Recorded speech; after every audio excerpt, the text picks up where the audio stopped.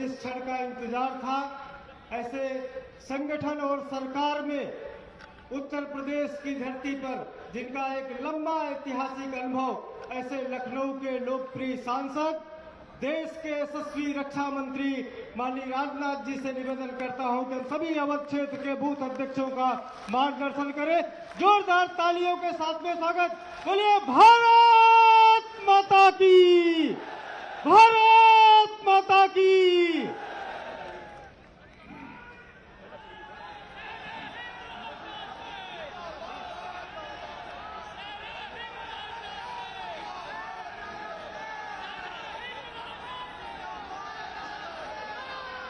बोलिए भारत माता की, भारत माता की।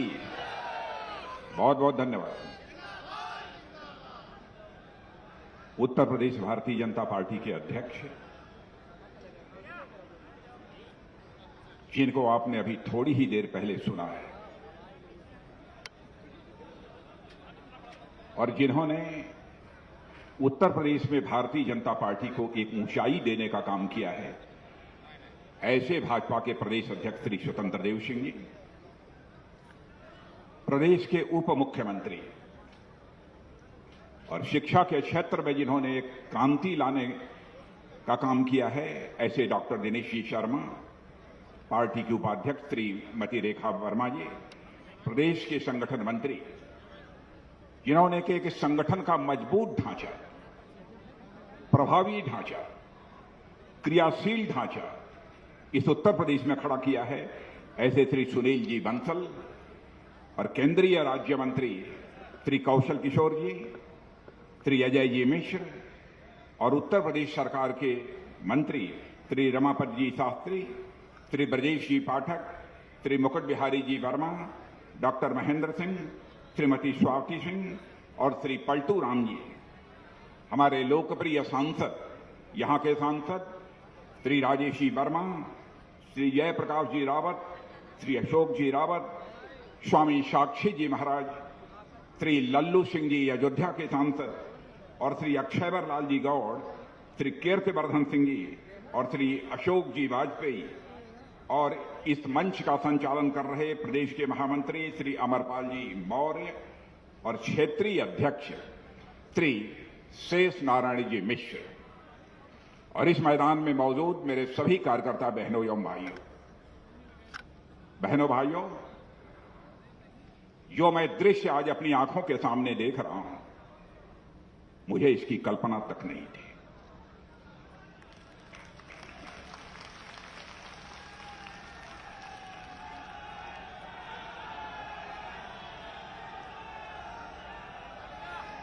और मेरे कार्यकर्ता बहनों भाइयों, मैं दावे के साथ कह सकता हूं आज यह दृश्य देखने के बाद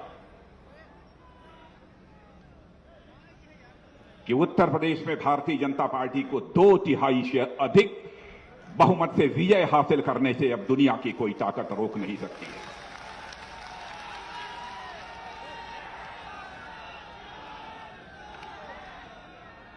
और आज इस अवध क्षेत्र का बूथ कार्यकर्ताओं का सम्मेलन जिस सीतापुर की धरती पर हो रहा है, उस सीतापुर का एक बहुत ही पुराना और बहुत ही गौरवशाली इतिहास है।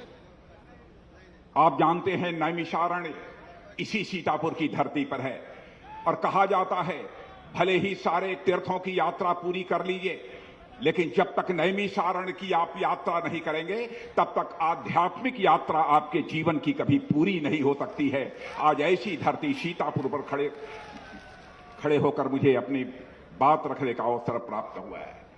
यह संतों की धरती है, यह सूफियों की धरती है, जहां पर आध्यात्मिक धरती यह सीतापुर है। यहीं पर भारत की सीमाओं की सुरक्षा के लिए अपना सर्वस्व न्यौछावर कर देने वाले कैप्टन मनोज पांडे की भी यह धरती है। मेरे बहनों भाइयों, कैप्टन मनोज पांडे इसी सीतापुर की रहने वाले किसी मां की कोख से पैदा हुए थे, सीतापुर की धरती पर पैदा हुए थे। उनका लालन पालन यदि हुआ था तो उत्तर प्रदेश की राजधानी लखनऊ में बगल में हुआ था, लेकिन जन्मस्थली उनकी यही है। कारगिल के युद्ध के दौरान इसी सीतापुर की मां की कोख से पैदा हुए कैप्टन मनोज पांडे ने जिस अदम्य साहस का परिचय दिया था, बहनों भाइयों, उसकी जितनी भी सराहना की जाए वह कम है। उन्होंने भारत की सीमाओं की रक्षा करते हुए भारत की एकता, भारत की अखंडता, भारत की संप्रभुता की रक्षा करते हुए वह वीर गति को प्राप्त हुए थे और उनको सम्मानित करते हुए भारत के महामहिम राष्ट्रपति महोदय ने परमवीर चक्र से उन्हें सम्मानित करने का काम किया था। ऐसे बहादुरों की धरती है।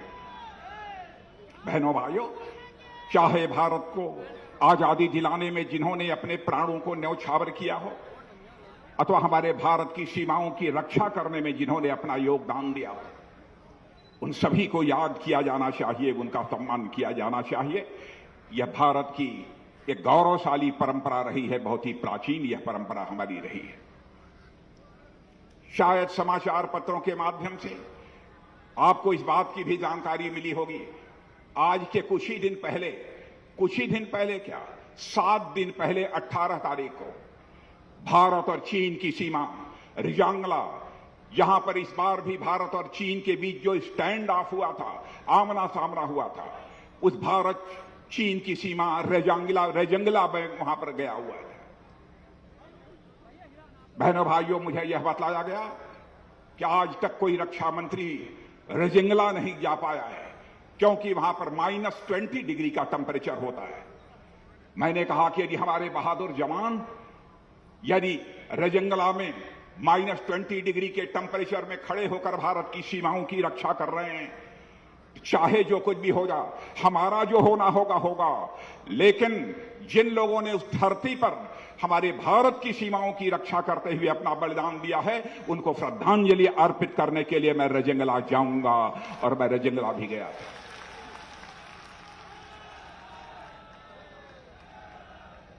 उसके 4 महीने पहले जब मैं लद्दाख गया हुआ था, तो लोगों ने 1962 में भारत और चीन के बीच जो युद्ध हुआ था उसका इतिहास मुझे बतलाया।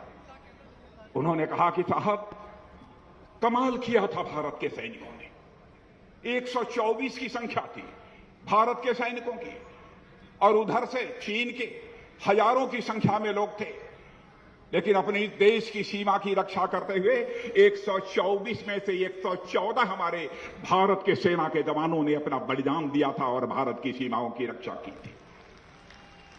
हजारों की संख्या में उधर से लोग मारे गए थे। मैंने पूछा उनके सम्मान में वहां कुछ बना हुआ है कि नहीं। उन्होंने कहा कि साहब, एक स्मारक छोटा बना हुआ है। मैंने कहा मैं उस स्मारक के बारे में जानना चाहूंगा, वह कैसा स्मारक है। उन्होंने कहा साहब, एक पोल खड़ा हुआ है। बहनों भाइयों, उसी समय मैंने आदेश दिया था, चाहे जितना भी पैसा खर्च हो, उसी रेजांगला की धरती पर उन हमारे शहीद नौजवानों के सम्मान में एक भव्य वार मेमोरियल बनाया जाना चाहिए, और उस वार मेमोरियल का निर्माण हो चुका है। उसी का उद्घाटन करने के लिए मैं रेजांगला गया था।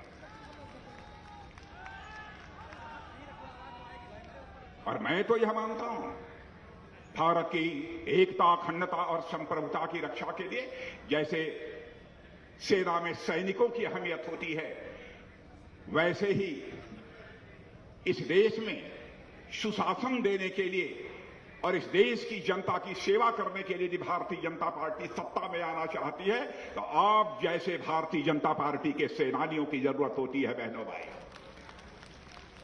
और आज आप लोगों का जो मैं उमंग और उत्साह अपनी आंखों के सामने देख रहा हूं, आपके चेहरे की जो मैं चमक देख रहा हूं, मेरे बूथ के कार्यकर्ता बहनों भाइयों, मैं कह सकता हूं जितना भी आपका अभिनंदन किया जाए वह कम है। यह केवल मैं वाणी से नहीं बोल रहा हूं, दिल की गहराइयों से हमारे जो भाव निकल रहे हैं उसकी अभिव्यक्ति कर रहा हूं। और आप सभी जो बूथ के कार्यकर्ता यहां पर मौजूद हैं, सारे बूथ के कार्यकर्ताओं के सामने भारत का रक्षा मंत्री और आपके भारतीय जनता पार्टी का एक वरिष्ठ कार्यकर्ता शीश झुकाकर आप सभी का हार्दिक अभिनंदन करता है, आप सभी का स्वागत करता है।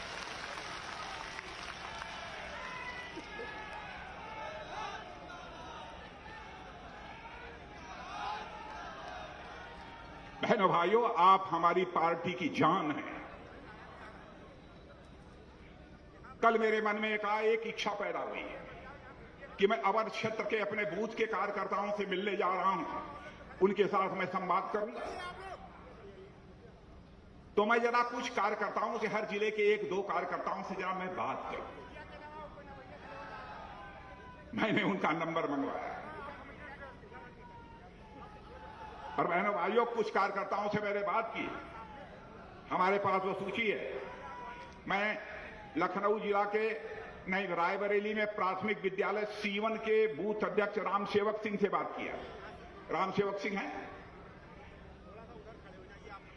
कहां हैं? खड़े हो जाइए राम सेवक सिंह।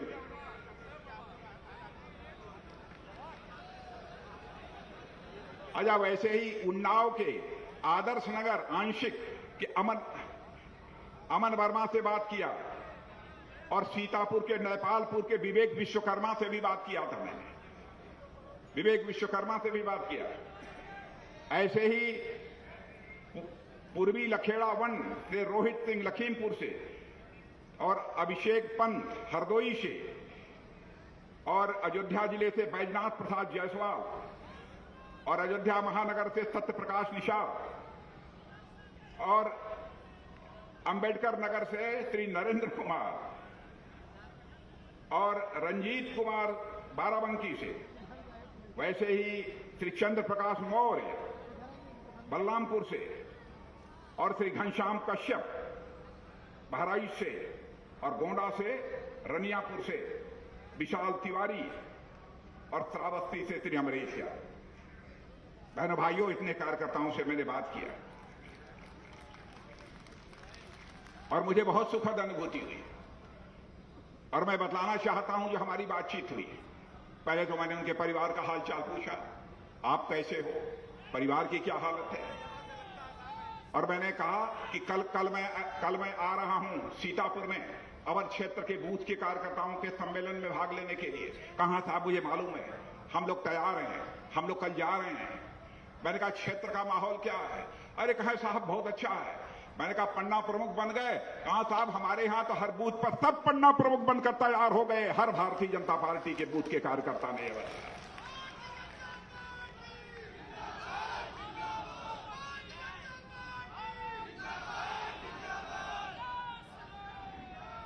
बहनों भाइयों, मैं उन 10 जिन कार्यकर्ताओं से बात किया था उमंग और उत्साह देखने के बाद, जब मैं हेलीकॉप्टर से आ रहा था तो सुनील जी बंसल को मैं कह रहा था, सुनील जी जो उत्साह मैंने कार्यकर्ताओं के अंदर देखा है, बूथ के कार्यकर्ताओं के अंदर, मैंने तो जायजा लिया।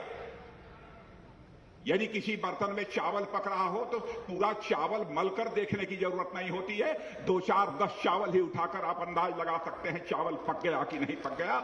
मैंने भी अंदाज लगा लिया। मैंने अंदाज लगा लिया कि अब उत्तर प्रदेश में भी चावल पक चुका है। अब 2/3 बहुमत से भारतीय जनता पार्टी को विजय प्राप्त करने से कोई रोक नहीं सकता। बहनों भाइयों, मैं जब राष्ट्रीय अध्यक्ष था उस समय भी मैं बूथ के कार्यकर्ताओं से जब बात करता था, मुझे बहुत सुखद अनुभूति होती थी। कई ऐसे प्रसंग हैं आज भी उन राज्यों में लोग उसे याद करते हैं और बूथ की कितनी अहमियत है कि हमारे यहां तो यह मान्यता है कि बूथ जीता तो समझो चुनाव जीता। जो बूथ जीत गया तो समझिए चुनाव जीत गया। और मैं तो राष्ट्रीय अध्यक्ष रहते हुए बूथ कमेटी की बैठकों में जाता था और मैं यहां के जो जिला अध्यक्ष हैं और मैं कहना चाहता हूं क्षेत्रीय अध्यक्ष या महामंत्री पदाधिकारी, सभी स्थानों पर जाना संभव नहीं है, लेकिन कभी कभी हम लोगों को जो बूथ के कार्यकर्ताओं की यदि कोई बैठक होती है तो उन बैठकों में भी भाग लेने के लिए हम सब उनके बीच जाना चाहिए। और बहनों भाइयों, आपने कमाल किया है। आप ही के दमखम पर यह करिश्मा हुआ है कि सारी दुनिया इस सच्चाई को स्वीकार करने लगी है कि आज भारत की ही नहीं बल्कि सारी दुनिया की सबसे बड़ी राजनीतिक पार्टी यदि कोई है तो हमारी और आपकी पार्टी है, भारतीय जनता पार्टी, और दुनिया की आज सबसे बड़ी यह राजनीतिक पार्टी बन चुकी है। यह धारणा बन गई। भारतीय जनता पार्टी एक ऐसी राजनीतिक पार्टी है मेरे बहनों भाइयों, जिसकी एक विचारधारा है, जिसका एक वसूल है, जिसके एक कार्यक्रम है। मैं विचारधारा की यहां पर चर्चा नहीं करना चाहता, बस एक ही बात निचोड़ मैं बतला देना चाहता हूं। विचारधारा तो बहुत लंबी चौड़ी है। पंडित दीनदयाल उपाध्याय का एक आत्म मानव दर्शन, उसकी भी चर्चा नहीं करना चाहता, लेकिन निचोड़ है भारतीय जनता पार्टी यदि सरकार बनाना चाहती है तो केवल सत्ता का सुख भोगने के लिए सरकार नहीं बनाना चाहती है, बल्कि भारतीय जनता पार्टी सरकार बनाना चाहती है तो देश बनाने के लिए भारतीय जनता पार्टी सरकार बनाना चाहती है। यह है हम भारतीय जनता पार्टी की सोच।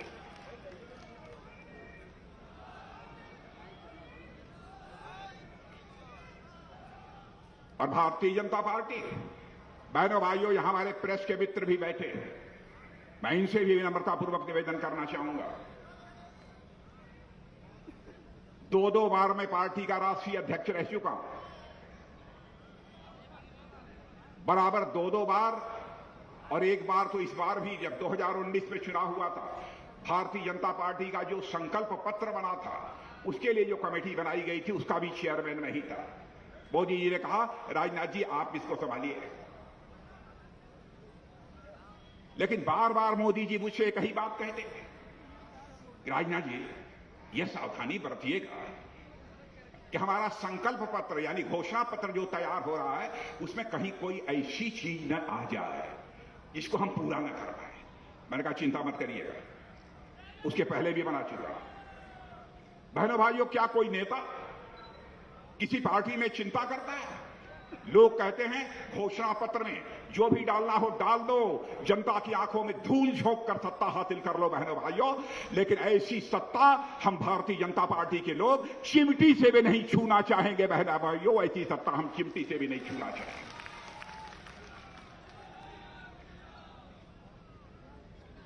हम जनता की आंखों में धूल झोंक कर राजनीति नहीं करना चाहते, हम जनता की आंखों में आंख डालकर हम राजनीति करना चाहते हैं।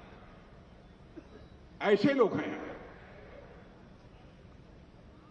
और उठाकर कोई घोषणा पत्र देख ले हमारे केंद्र का, मैं यह दावा नहीं करता कि हमारा कोई नीचे का कार्यकर्ता कहीं कोई बात बोल गया, पूरा नहीं कर पाया, गलत आश्वासन दिया, यह हो सकता है, लेकिन पार्टी का जहां तक सवाल है मैं कह सकता हूं, पार्टी जो कहेगी वह करेगी।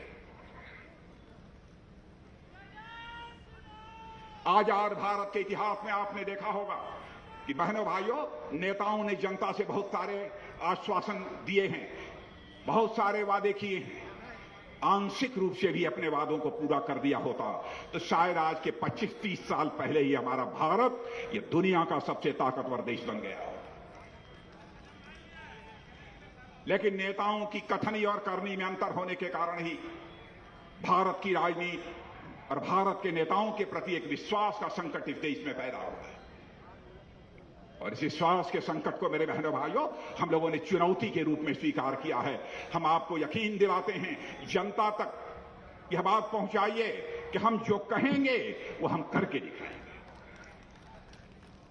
याद दिलाना चाहता हूं, भारतीय जनसंघ हमारी पहले की पार्टी 1951 में 1951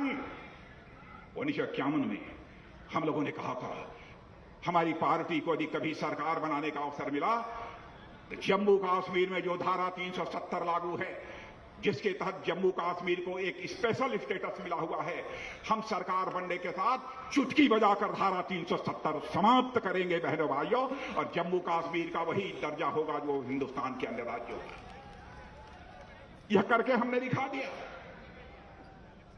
ऐसे बहुत सारी चीजें जिनके बारे में हमने जो कहा था वह करके हमने दिखा दिया। और मैं कहना चाहूंगा, आज हमारे संकल्प पत्र को भी उठाकर देख लीजिएगा, जो कहा है सब करेंगे। आप लोगों ने 2014 में भी मोदी जी की सरकार बनाई और 2019 में भी उससे भी अधिक सीटों पर विजय दिलाकर जो है मोदी जी की सरकार बनाई।